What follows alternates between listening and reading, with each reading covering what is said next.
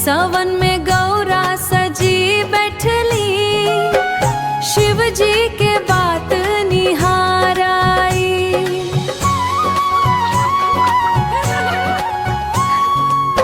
सखी सहेली हंसी हासी पुछाई, भोला कखन पड़ धाराई। कखन अइहन भोला कखन अइहन, गौरा के मनवा तरसाई।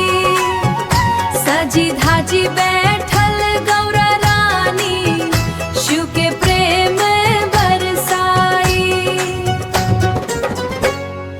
माथे बिंदिया मांग से नुरवा, माथे बिंदिया मांग से नुरवा, लाल चुनरिया लहराई। पायल बजाई छन छन छनवा,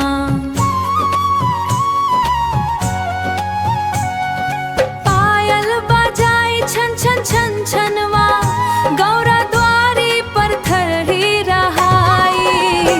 कखन अइहन भोला कखन अइहन, गौरा के मनवा तरसाई। सजी धाजी बैठल गौरा रानी, शिव के प्रेम बरसाई।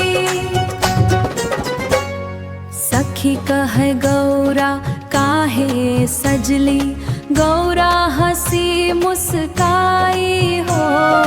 सखी कह गौरा काहे सजली मुस्काई।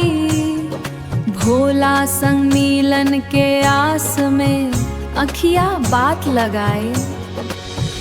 मेघ गरजाए रिमझिम बरसे, मेघ गरजाए रिमझिम बरसे, सावन भेल मतवा।